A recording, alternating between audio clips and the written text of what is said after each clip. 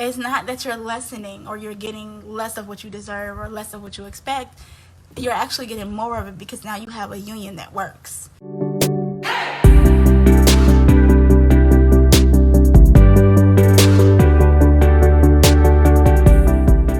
I wanted to start off saying, that compromising is super important in a relationship. And for one, when you think about it, essentially we're all coming together, growing up in the way that we grow up, having different backgrounds, having different family members who teach us certain things, having different values and beliefs. And so when we sort of get in a relationship with somebody, you discover that in the beginning you have a lot of things that's similar, right? And sometimes that's how people end up building a deeper relationship based on the similarities that they share. But essentially, you are not going to always find out that there's things that you share together, which is why we need compromise, right? What does healthy compromising look like? Healthy compromising looks like where you both benefit and make a decision and come to an agreement where you both benefit from the decision. So for instance, if you are deciding about chores around the house, or you're deciding who's going to work and who's not going to work, or if you're trying to do what's best in the best benefit of your children, especially in this pandemic, I know a lot of people are compromising.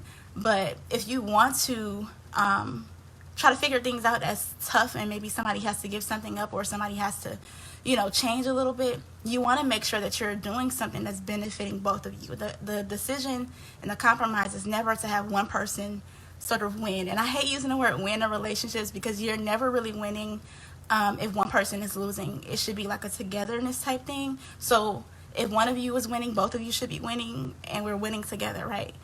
But to have a healthy compromise, you want to make sure that both people is benefiting at all points, right? So what that looks like is that you're happy with the decision and your partner is happy with the decision.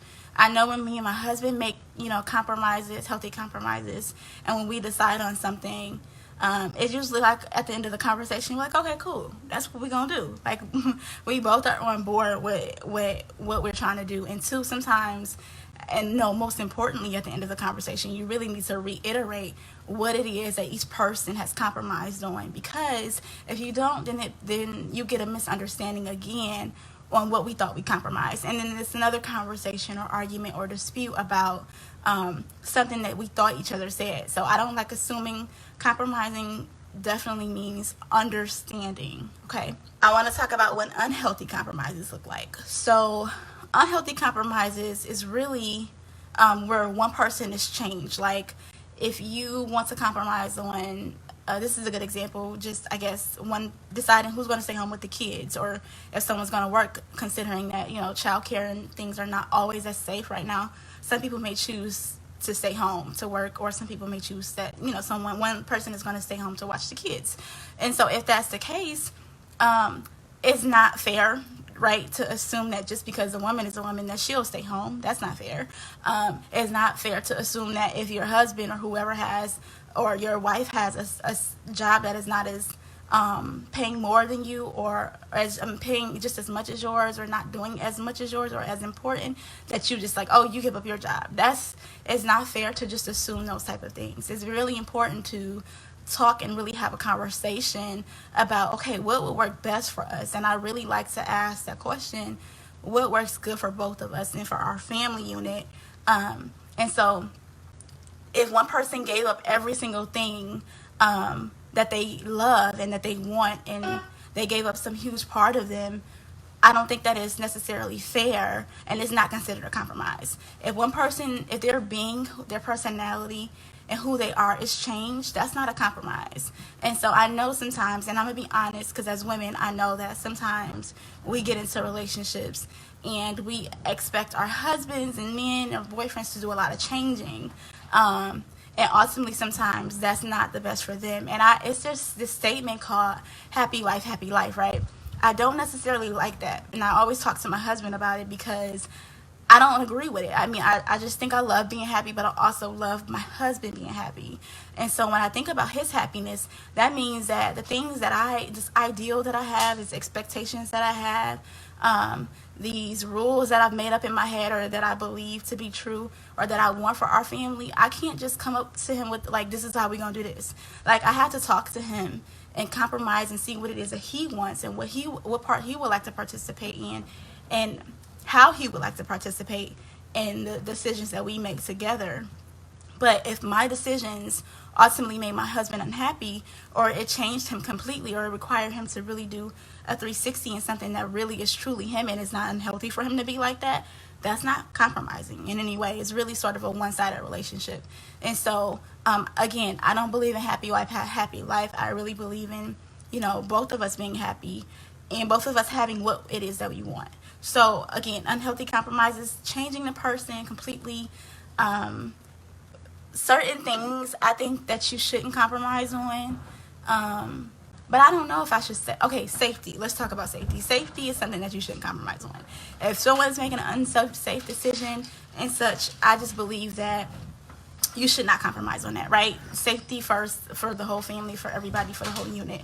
But when it comes down to like religion, I know a lot of people say don't compromise on religion, but when you have children, you have to find a compromise, because if you two share different types of religions or beliefs about like, oh, should we celebrate Christmas or should we not, it's not fair to just, take precedence over your partner's decision just because you believe something and they don't, whatever. It's absolutely important that you really compromise on even things such as religion or how you want to, include your children in that. And really, if the relationship is going accordingly, right? I'm not going to say as it should, because should is out the door. No relationship is a should, right? We don't even know how things should be. They just are how they are. But I know that when you're first starting off a relationship, those are the type of conversations you want to have, is, the things that you will eventually and ultimately end up compromising on, like religion, and things that are really important to you, right? I see, hey, my mom said, happy spouse, happy house. Yeah, I that's perfectly said, because I definitely believe that everybody needs to be happy, no matter what that is and how that looks like. And so if you're finding yourself in an uncompromising position, or you're finding that you're happy but your spouse is miserable, it's not really fair to say that all the things that you've been doing in your relationship has worked for the benefit of both of you. And that's what I always want to maintain. And even if I don't agree with something that my husband is doing, or vice versa, sometimes compromising is allowing that person to figure out the things for themselves, allowing them to go through their journeys, allowing them through trial and error. Sometimes compromising is not always trying to save somebody. Like, that's just not what it is. Sometimes you have to let people go through it and be there for them afterwards because you love them. But it's extremely important to sit down with your spouse and have a conversation about these things that maybe you argue about. And I honestly say that, like, when it comes to me and my husband, in our relationship, a lot of the house chores and a lot of, things with parenting and such has been things that we had to really compromise on. And I think we're doing a pretty good job now. And I often talk to my friends about, things like, oh, I'm stressing, we need to get the house together, da-da-da. But what I realized in compromising and in any relationship is the importance of both of you doing what is your strengths, and both of you doing also what it is that you desire to do in the house. And so, even though sometimes the roles that we play and the things that we choose to do, even if that's what we desire to do, it gets tiring and sometimes we need help. Getting into the habit of asking for help, right? Because we really can't expect people to know when we need a break. We really can't expect people to know that we're tired. We really need to be meeting our spouse halfway on compromising, not only on the chores, but also in maintaining those compromises, meaning asking for help, letting down your guard, not being prideful, holding your spouse accountable for if they fall off on the compromise, or if they're not holding up their end, and not, holding them accountable and like, oh, I'm about to cuss you out, or, I'm about to go off on you, or like, you just gonna pick up the slack. No, you hold them accountable by saying, hey, babe, like, we have came to this agreement, but I don't necessarily feel like lately you have been really doing your part, and I feel like I've been doing more of it, or just I don't feel like you have been doing as much as you say you would. So can we get back into this groove, or what is it that's changed for you? Do we need to recalibrate? Because sometimes things happen in our lives, and we really do need to recalibrate what those compromises were. We need to revisit and have a conversation again of what does this look like for us? How do we compromise? How do we adjust ourselves? Because things are always changing for all of us. I mean, look at 2020, right? Like, some things come in, we don't know, and we have made a compromise on it, but we really need to change, and we really need to have a conversation. So I think that's important. So really maintaining that compromise is going to be the biggest, once you have a conversation about it.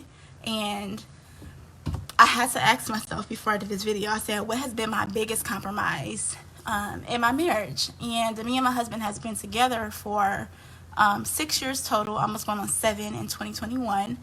But we also have been married for almost 3 years in 2021. And so I think we have had tons of compromises, both of us. But for me, I think my compromise has been really letting go of some of my expectations and my shoulds of what the house should look like all the time, or, what things are going to look like for me. Dealing with things that pop up that you can't control, like hormones and emotions, and, postpartum and having babies, and all the things that people deal with in general, or things that come about, jobs, job losses, job gains, changing houses, a whole lot of stuff that people deal with. But I think me learning to adjust and learning to really know that everything is a process. Everything is not going to happen when I want to. Even my husband, he's not going to move when I necessarily want him to. And as much as I care about the house, things getting clean, like, my whole thing is I want the house to be a certain type of way. I realize that those are not necessarily the things that are top priority on my husband's list. He has other things that he's worried about, like building a business. And so I think, for me, compromising was, okay, you do it on this day, I do it on this day. But then once I seen, like, okay, that's not still working for us, we're still bumping heads about it, or we're still having to revisit a conversation as often, and it's just coming in between us. I decided that what's most important to me, right? So if this is so much more important to me, how can I make it work to where I'm not taking the things that overwhelm me and that stress me out and stressing my husband out about it, and it's not stressing our relationship out. I'm not going to do that anymore. So sometimes we have to really evaluate what it is that we're obsessing about and what it is that's a heavy stressor for us, and decide to let some of that weight go, decide to let some of those shoulds and expectations go, and figure out how can we adjust accordingly to what we can give now, and what our husbands can give, and what we can give also, but what's realistic. And so I guess I just wanted to ask you all this question. What is some of your biggest compromises that you've had to make in your relationship thus far? If you guys want to comment it, you can, because I really think that it's important that we talk about compromises in our relationships. And just, if you have some ways in which you and your spouse go about having these compromising decisions, because I know sometimes things can get heated, and if you both feel like you always should be right, or if you both want the same thing and no one wants to give up some of their power, I should say, it's going to be really hard to make a compromise. You really have to be open. It really takes you to be vulnerable. It really takes you to let go of some of, oh, I think things should go this way, or no, I'm right, or no, I'm not letting it go because I know what I deserve. If you go into it with I, and it being all about you, and it being all about your needs being met, and it being all about this person changing to accommodate you, I think that's where you're going to really run into bumps. So I think it's going to take some mental and emotional, stimulating to be able to let go of some of those I wants, right? Those kind of tantrums that we have when we really want things to go our way, or when we really want people to go our way too. So getting into the habit of, okay, you're right, what is good for me, what is good for my spouse, what is good for us, how can we meet in the middle? And literally ask them that. How can we meet in the middle? What will work best for you? I love that question. What will work best for you? What would be best for you? So if you both ask each other what would be best for each other, and then y'all okay, so considering that, what are we both willing to sacrifice? Because I think compromising always includes you have to sacrifice something, right? I mean, in order for you to both meet halfway, we both have to give up something. But I think it's fair. And to me, it makes me settled in my mind to think like, okay, we're both letting go of some of the stubbornness or some of the expectations that we have, and it's not that you're lessening or you're getting less of what you deserve or less of what you expect. You're actually getting more of it because now you have a union that works. You have a union that's together. You have a union that's in unity. You have a union that's on one accord. You have a union that is understanding of each other and that's supportive of each other, and that knows how to adjust when things need to be adjusted. And I think, to me, and for relationships and the success of a relationship, I really think that's way more important than one of us getting what we want. I mean, that's really what I think. So, but yeah, let me see. So no one commented the biggest compromises they are making in the relationship. But if you ever want to inbox me or, let me know what's going on. If you need some advice, I'm here. Of course, I have my business things as well. But just to drop a quick note, I'm definitely here if anyone needs some mediation when it comes to compromising, or don't seek people and say, hey, do you think I'm wrong? Because people always do that to me. They're like, hey, do you think it's wrong if I, or do you think I'm right? Or do you think my husband is wrong? I never agree that anybody is wrong. We feel how we feel. We want what we want. It's our right to have our own desires and our own ways of doing things.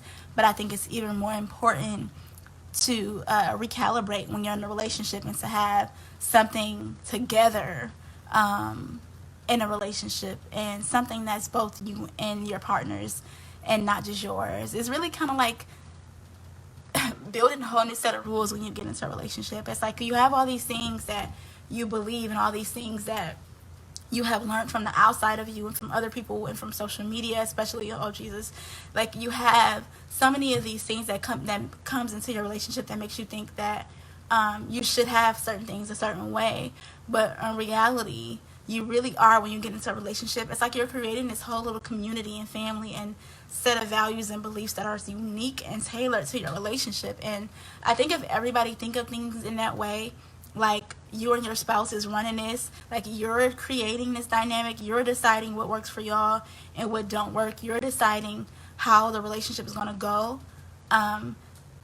Sometimes challenging the ideas and beliefs that you thought that you had or that you came into the relationship with, and realizing it's not working. Because I think a lot of times, especially for women, I know we take a lot of the things that we've learned on the outside, or that we've always had growing up, or that we see in the movies, and we sort of let those be the ideals that we come into our relationship with. And then we put all this pressure on our husbands and on ourselves and on our marriages and relationships to be this way and to operate this way and to work this way, and for our husbands to be this way. And it necessarily does not always work. So then we start clashing with them, and then we start not compromising. We start trying to change things in them, not considering that may not be exactly what it is that works for them as well, or works for our relationship ultimately. It's just what works, and thinking about what should be, right? I hate the shoulds. I'm probably going to do a whole video on that. But let me look at this comment. Okay. So it says, so someone wanted me to ask me, is she wrong for asking her husband to get rid of his man cave because it's ruining their marriage? That's a good question. Okay, so I would ask, how is the man cave ruining the relationship though? Because I think if you gotta get down to the root of the problem. What is really your issue with the man cave, right? I don't know that it's the actual man cave, but it could be him spending too much time in there and not spending enough time with you. It could be that you feel like he rather be in there and alone, away from you. Like, what is it that you are worried about? Because we all need space, right? And I think compromising alone time is something that it really should be a conversation in a relationship. How do you both get alone time? Me and my husband really has to have a conversation about that. How do we both get alone time when we have 3 children and that we both have businesses and careers that we're trying to manage? and not a whole lot of support. So how do we do that? And I know that my husband needs alone time. Sometimes he needs a little bit more than me. I feel like I need just at night when the kids go to sleep, I can deal like that. To me, that's okay. But sometimes I need my husband needs a little bit more than I do, which is perfectly fine. And he needs it in a certain way. And so I try my best to meet that. So again, I ask, what is it about the man cave that's really ruining the marriage? And I want to take away and say this. I don't think that the man cave is ruining the marriage. I think it's time to look deeper into what it is about your husband or man, your husband spending time there. So hopefully you can reply and answer that so we can keep the conversation, because I would really like to help in that way. If anybody else have any questions, or again, my question was, what's the biggest compromise you have in your relationship or that you have made in your relationship? Comment below. Okay, so she says he spends too much time in there and is starting to sleep there more than he sleeps in the bed. Okay, so that I can see why that would be challenging, and I can see why that would could possibly ruin a relationship.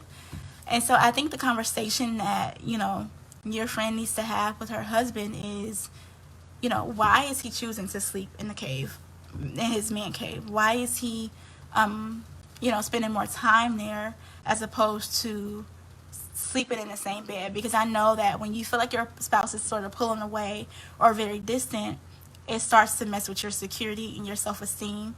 And then she can in turn be thinking like, oh, hey, like, something must be wrong with me, or maybe he does not want to sleep with me, or maybe, he doesn't like me anymore, or those thoughts can pop in. So I would think that it's really important to have a conversation with him, if she can, about why he's choosing to sleep there, why he wants to sleep there instead of in the bed with her.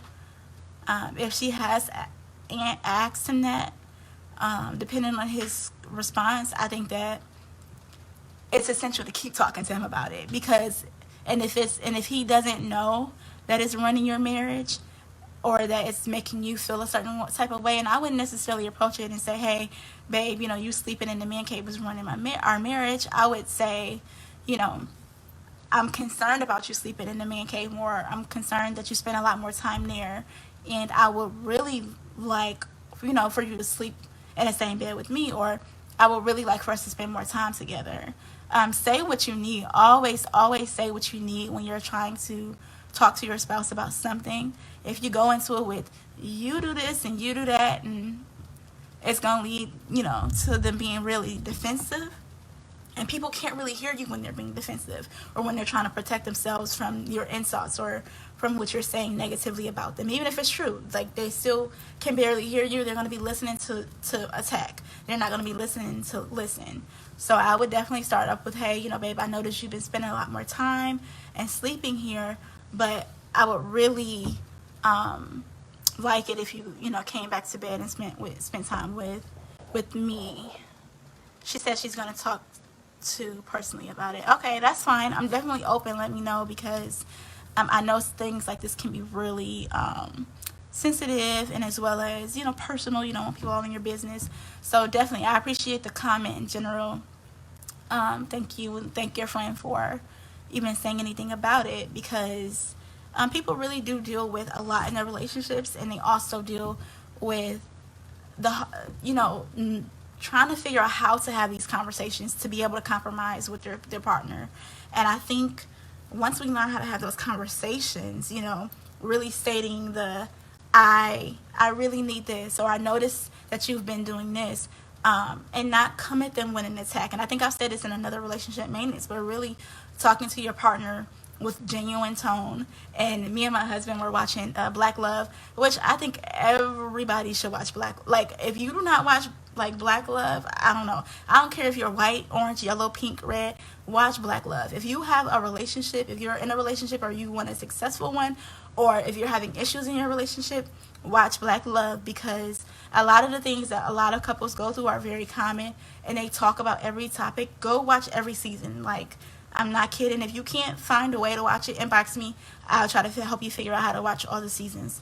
But it literally is the best show to watch if you're in a relationship, because it teaches you like that everybody goes to some of the same things. It also makes you a little bit more compassionate on how to have those conversations with your spouse.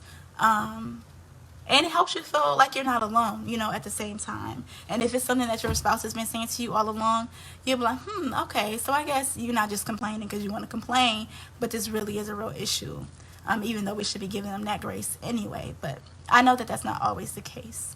So I really thank you all for watching. Again, please watch Black Love. I have to say that as a relationship therapist, I just think it's the most important thing, and it's extremely helpful. But aside from that, we have to learn how to have these conversations with our spouses on how to compromise, because if we don't feel safe to have these conversations, if we don't feel like I can have this conversation with them and them not blow up, like if your spouse is afraid that you're going to blow up or shut them down, or if they're afraid that you're going to lash out at them, or you're going to blame them, or if they're afraid that if you're not a good listener, and when they're talking you're trying to defend yourself, or when they're talking you're going to push back to them with the thing that they've been doing, like, I think that's not a safe space and a safe environment to have a conversation about compromise. So, like, you got to get past that first. Thank you so much for watching my video. I really hope you enjoyed it. Don't forget to like, subscribe, share, leave a comment below also if there's something you enjoyed, or if there's something that you want me to talk about in the future or make a video about. Leave it in the comment section. Anyway, peace out. Thank you all, and love always, Chiquita.